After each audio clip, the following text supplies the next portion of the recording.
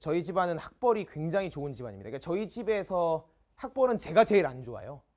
그래도 이제 그 뭐 저희 큰할아버지 뭐 고려대학교 1회 나오시고 뭐 작은 엄마 서울대 아유 뭐 장난 아니야. 그 아버지 사촌이 30명이고 맨날 제사 지내고. 그래서 저희 형이 이제 저한테 그런 얘기 하더라고.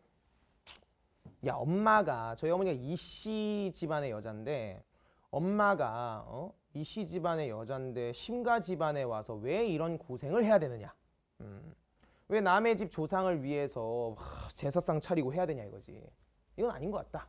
저희가 그래서 형하고 저하고 이제 돈을 버니까 저는 해외여행을 한 번도 가본 적이 없거든요.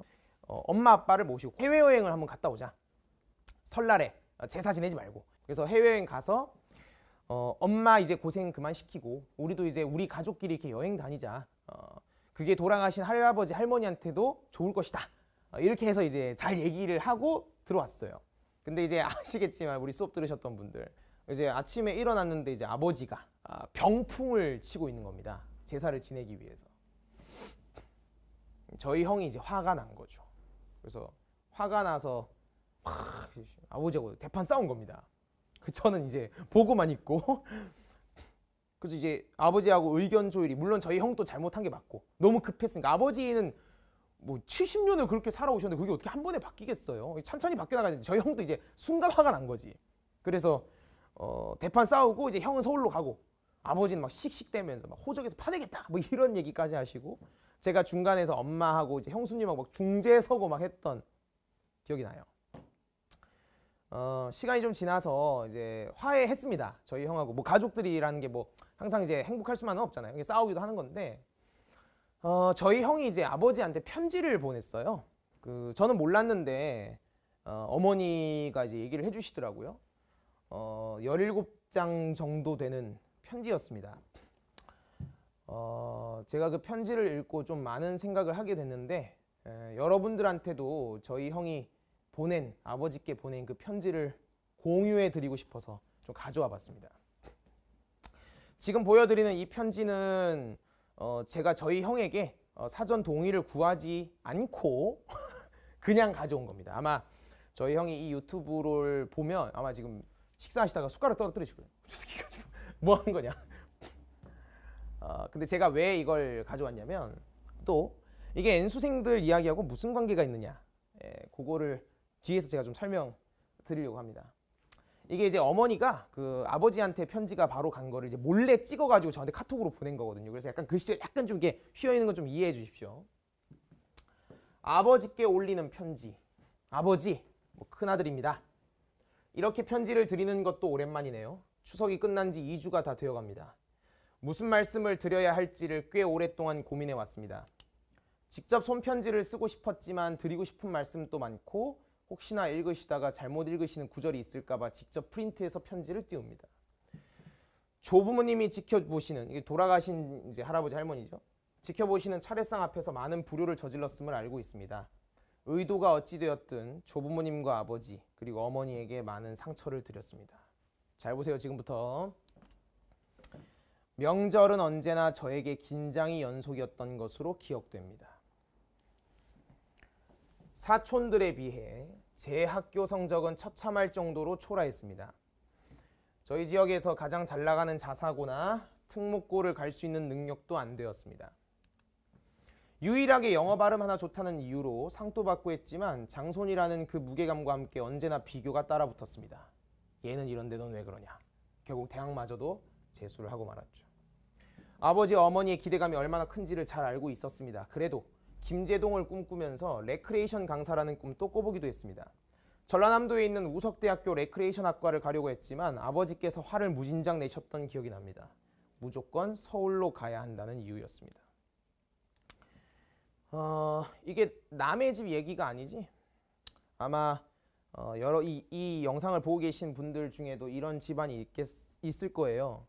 저희 아버지 너무 뭐라 하지 마세요. 51년생이셔서 제주도는 말로 사람은 서울로 뭐 이런 이제 생각을 가지고 계신 분이니까 좀 이해해 주십시오. 어쩌면 제가 유일하게 잘하는 것이었기에 조금이나마 꿈꿔보고 싶었던 길이었지만 포기했던 기억이 납니다. 저는 이 편지를 보고 좀 충격을 받았어요. 왜냐하면 저는 이제 사실 명절에 대한, 그러니까 명절을 잊은 지가 오래됐거든요. 저는 사실 명절을 되게 좋아했던 사람입니다. 명절이 되면 사촌 형들이 저희 집에 와서 같이 게임도 하고 뭐 축구도 하고 이랬던 시간들, 그게 머릿속에 너무 좋았어요, 그 시간이. 그래서 명절날 되면 아침에 막 어머니가 전 굽고 이러실 때 그 베란다에 나가가지고 막 형들 언제 오나 막 기다리곤 했던, 그 정도로 명절을 좋아했고요. 그냥 다 같이 뭔가 윷놀이도 하고 하는 그런 분위기가 좋았어요. 근데 고등학교 가면서부터는 명절이 참 힘든 날이더라고요. 뭐라 그럴까? 계속된 뭔가 비교? 그리고 대학에 따라 세뱃돈이 달라졌고, 또 사촌들이, 이게 아버지 사촌들이 많으니까, 할머니 할아버지가 너무 많으니까 막 집집마다 투어하면서 너 대학 어디 나왔니? 대학 어떻게 됐니? 막 이런 얘기 듣는 것도 너무 스트레스고. 저에게는 그래서 그 좋았던 기억의 명절이 지금은 굉장히 큰 상처로 남아 있고요. 그 이후로 저는 삼촌들 얼굴 안 봅니다. 지금까지도. 제가 이런 생각을 가지고 있는 거를 저희 어머니 아버지도 알고 계시고요. 저희 형도 알고 있습니다. 근데 저는 형이 제가 이런 얘기를 할 때마다 반응을 잘 하지 않았어요. 그냥 듣기만 했지. 그래서 형도 그런 생각을 가지고 있었는지 몰랐는데 저희 형도 그런 생각을 갖고 있었네요. 제가 그래서 이 편지 받고 좀 충격도 많이 받았고 사실 형한테 되게 미안해졌습니다. 명절은 언제나 저에게 긴장의 연속이었던 것으로 기억난다. 입시 생활 끝낸 지 10년이 훌쩍 넘었습니다. 근데 우리 형은 왜 이렇게 된 걸까요? 저희 집안이 또 이제 저거 강사를 하고 있고 저희 형도 이런 얘기 하는 거 보니까 저희 집안에 이런 특별함이 있는 건 아시겠죠? 형은 결국에 이제 경영대를 갔고요. 서울에 이제 모 대학에 지금 서울에 집도 사고 결혼도 하시고 이제 삼성이라는 좋은 직장에도 다니고 있습니다. 근데 저희 형은 명절을 싫어했었던 거라는 걸 이제 알게 된 거죠, 저도. 그러니까 제가 형한테 물어봤어. 왜 화를 냈냐고. 어머니가 힘들다. 형의 논리였습니다. 어머니가 힘들다고. 엄마 더 이상 힘들게 하고 싶지 않다. 그리고 니네 형수한테, 형수 손에 제사상 차리는데 물 묻히게 하고 싶지 않다. 그것도 틀린 말은 아닐 겁니다, 분명. 근데 조금 더 들여다보면 형 내면의 그 기저에, 내면 속 그 심연에 이런 생각이 있었던 거죠. 그럼 제가 하나 질문을 좀 드려봐도 괜찮을까요? 우리 형으로부터 그리고 저로부터 명절을 앗아간 사람 누군가요? 명절을 앗아간 사람 누구냐고요? 사촌들? 공부 잘하는 사촌들? 아니요. 저희 가족으로부터 행복한 명절을 앗아간 사람들은요, 바로 어른들입니다. 우리나라의 어른들, 우리 지금 대한민국 사회를 살고 있는 사람들은 여전히 7, 80년대의 그 산업화 시절 학벌의 중요성을 너무나 강하게 갖고 있는 사람들이고, 그러다 보니까 사람 그 자체보다는 그 사람을 둘러싸고 있는 수많은 레떼레에 따라서 그 사람을 판단하려고 합니다. 그러니까 제가 얼마나 노력했고 내가 어떤 매력이 있는지, 어떤 특별함을 가지고 있는지 보다는 그 사람을 학벌에 따라서 판단하고 평가하고 멸시하고 비하하는 그런 모습들을 많이 보여요. 우리 집의 명절은 왜 이렇게 불행해졌나요? 바로 어른들의 그런 인식 때문입니다. 저는 이게 온전히 바뀌었다고 생각되지 않습니다. 아직 안 바뀌었을 겁니다. 제가 아까 제가 재수에 대해서 가지고 있는 생각들을 말씀드렸잖아요. 제가 왜 그런 그 생각을 가지고 있고 왜 수업할 때도, 그리고 오늘 이 N수생을 위하여 캐스트할 때도 같은 얘기를 드리냐면요. 저는 학벌로 인해서 무시당하고 멸시받았던 그 상처와 아픔을 여기서 끝내야 된다고 생각하기 때문입니다. 10년이 넘었는데도 여전히 명절에 대한 긴장감을 가지고 있는 우리 형에게 명절을 돌려주고 싶기 때문입니다. 우리 형이 이제 화를 냈던 이유는 아버지가 병풍을 치고 제사를 지내는 그 과정, 그 모습이 싫어서라기보다 그 병풍을 보면 어린 시절의 그 명절의 아픔, 상처 이런 것들이 생각나기 때문이겠죠. 오해하지 마십시오. 저희 사촌들이나 뭐 삼촌들이 막 그 무시하고 막 뭐 그 정도 이러진 않았습니다. 근데 뭐 우리나 형이나 저나 이제 열등감이 있어서 더 그렇게 느꼈는지 모르겠지만 그게 그냥 우리 사회의 모습이었어요. 우리가 20살이 돼서 처음 직면한 사회의 그 모습이 바로 그거였기 때문입니다. 저는 학원 강사입니다. 아이들의 성적을 올려주고 소위 말하는 세간에 말하는 명문대를 보내는 것이 학원 강사로서의 소임이기도 하겠죠. 근데 저는 고민했습니다. 그렇게 하면 끝나냐 이거죠. 그러면 제 수업을 들은 모든 학생들이 다 명문대를 가는 건가? 그건 아니잖아요. 제 수업을 들은 친구들 중에 실패하는 친구들이 훨씬 더 많습니다. 그럼 그 친구들은 어떻게 보듬어야 될까요? 뭐 통장에 돈 쌓이니까 걔들 다 걷어치우고 잘 간 애들 카메라 앞에 세워서 심찬호 수업 들으면 1등급 나온다고 홍보지라고 이렇게 하는 게 맞는 걸까요? 저는 그래서 강사를 시작하고 수업을 함에 있어 제가 가졌던 원칙은 그거였습니다. 대학 잘 가면 좋은데 그렇지 않더라도 괜찮다고.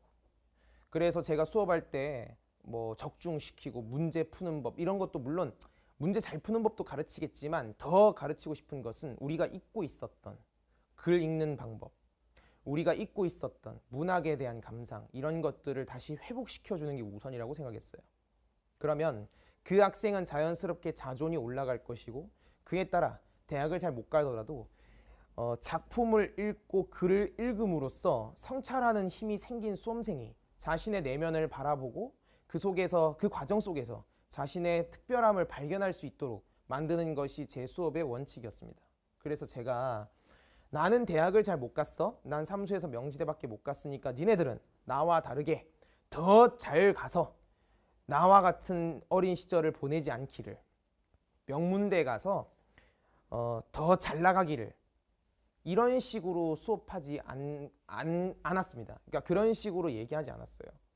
저는 이 비극에 대해서 설명하고 제 어린 시절을 여러분께 말씀드리고 나서 이 비극은 여기서 끝나야 된다라고 제가 얘기했습니다.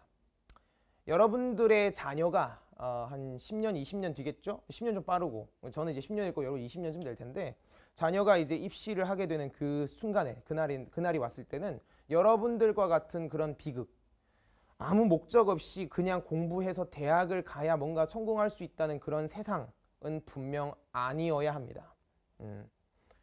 재수를 할 수 있습니다. 그러니까 아이들에게 남들에게 이기는 것보다 스스로에게 지지 않는 방법을 알 수 있도록 가르쳐야 되는 게 저는 어른의 역할이라고 생각했습니다. 물론 좋은 막 사설 컨텐츠 끌고 와서 여러분 성적 빡빡빡 올려서 저도 학생 수 늘리면 자연스럽게 이 바닥에서 권력도 생기고 건물도 사고 할 수 있겠죠. 근데 저는 그것보다 여러분들에게 이런 얘기를 하면서 여러분들 내면 속에 깃들어 있던 상처를 위로하고 우리가 만들어갈 다음 세상의 청사진을 제시하고 싶었어요. 그래서 고3 시절은 공부를 너무 힘들게 해서 두 번 다시 돌아가고 싶지 않은 그 시절이야가 아니라 다시 돌아가고 싶은 유년 시절로 만들어 드리고 싶고 그리고 이 고통은 여러분의 후세대에게 물려주고 싶지 않으며 돌아와서 우리 형에게 다시 한 번 더 그 좋았던 행복했던 명절을 돌려주고 싶은 그런 마음입니다. 마지막으로 제가 이 얘기를 좀 드릴게요. 결과는 언제든지 노력을 배신합니다. 반드시 노력한 대로 되지 않습니다. 그리고 아무리 노력해도 안 되는 게 분명히 있고요. 나는 선천적으로 공부에 재능이 없을 수도 있습니다. 근데 저는 그게 부끄러운 거라고 생각하지 않습니다. 그건 부끄러운 게 아닙니다. 나는 다른데 더 재능이 있는 것입니다. 제 말 이해하시겠어요? 그러니까 입시 공부를 해 나가는데 안 되면 그만하셔도 됩니다. 이제 제가 아까도 말씀드렸지만 여러분들이 만나게 될 세상은요, 반드시 대학의 학벌에 따라서 네 삶이 결정되는 세상이 아니기 때문입니다. 제 말 이해하시는 거죠? 그리고 제가 수업 때도 종종 얘기하는데 1년 만에 모든 것들이 이루어질 거라고 생각하지 않으셨으면 좋겠어요. 나는 1년이 아니라 그 이상의 수험 기간이 필요할 수도 있습니다. 그러니까 내 수험적인 머리, 또 환경, 여건 이런 것들에 따라서 기간이 달라질 수 있습니다. 그거는 잘못된 게 아니라고요. 틀린 게 아닙니다. 그건 다른 겁니다. 1년 만에 끝내야 되는 절박함 알고 있습니다. 모르지 않습니다. 근데 그 생각이 오히려 여러분들을 더 불행하게 만들 수 있습니다. 여러분이 가지고 있으신 한계를 인정하세요. 진짜 최선을 다해보고요. 안 되면 떠나세요. 다른 거 하면 됩니다. 이해하시는 거죠? 그래서 떠난다고 해서 여러분은 패배자, 대학 못 간 그냥 고졸 나부랭이가 아니라 또 그로 인해서 당신의 삶이 불행해지는 것이 아니라 이 선택을 했기 때문에 다른 또 내가 잘하는 분야에 대한 시도를 할 수 있는 다행으로 이해될 수 있습니다. 이런 것들 입시 공부 따위보다 여러분이 가지고 계신 특별함이 훨씬 더 중요하니까요. 근데 아시죠? 우리가 살고 있는 사회는 지독한 자본주의 사회입니다. 과정보다는 결과고요. 결과에 따라서 모든 과정이 평가받는다는 거 잘 알고 있습니다. 그리고 우리 대한민국 어른들의 인식, 이 사회의 인식이 성공에는 한없이 자비롭고 실패에는 정말 지독할 정도로 인색합니다. 알고 있습니다. 그것도. 그래서 실패하면 안 되고 결과를 만들어내야만 한다는 거 너무나 잘 알고 있어요. 그럼에도 불구하고 저는 과정의 중요성을 역설하고 싶습니다. 왜? 저는 학원 강사이기도 하지만 저 역시도 여러분처럼 재수를 고민했던 또 했었던 그리고 결과가 좋지 않았던 사람이었기 때문에 형으로서 오빠로서 그리고 이 사회의 어른으로서 뭐 어른이라 하긴 나이가 아직 어리지만 결과도 결과인데 과정의 중요성을 말씀드리고 싶어요. 그게 제가 해야 될 역할이라고 저는 생각합니다. 그래서 뭐 힘드실 거예요. 수능이 끝나고 나서 아시겠지만 이게 사회적 시선이 좀 두려울 수 있잖아요. 야, 너 삼수했는데 뭐 그 정도밖에 안 되냐. 그런 비아냥들이 분명히 있을 겁니다. 한 1년 정도는 힘들 수 있겠죠. 뭐 이후에도 그럴 수 있고요. 근데 제가 수업 시간에도 언젠가 한번 말씀드렸듯 그렇게 그 당시에 나를 비아냥댔던 사람들은 지금 제 곁에 한 명도 남아있지 않습니다. 제가 제일 후회하는 게 뭔지 아세요? 20대 때 그런 사회적인 인식, 그런 사람들의 시선이 두려워서 계속 불안에 떨었고 정작 나를 응원하고 나를 좋아해주는 사람을 위해서 시간을 쓰기보다 바로 나를 비아냥댔던 사람들을 위해서 시간을 썼다는 것입니다.